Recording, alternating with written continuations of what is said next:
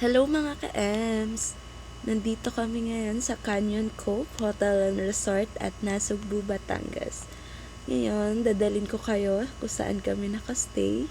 Then mamaya, itutour naman namin kayo sa labas ng room namin to see their activities.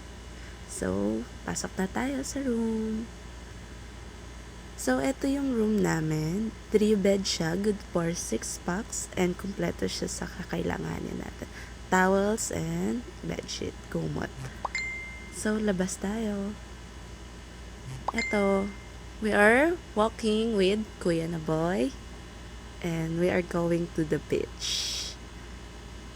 Ayan siya. Kung titingnan nyo, sobrang peaceful ng lugar, and hindi nyo akalain na sobrang lamig dito, guys. As in, parang December feels or Baguio feels, pero sobrang lamig. Maglakad pa tayo. Yan yung mga rooms nila.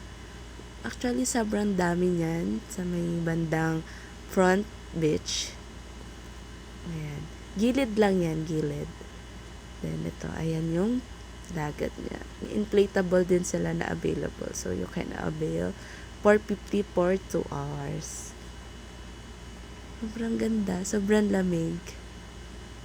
Nakakatamad maligo kasi sobrang lamig. Yun lang muna for today's video, guys. Kindly follow my Facebook page and kindly subscribe me on YouTube. Bye!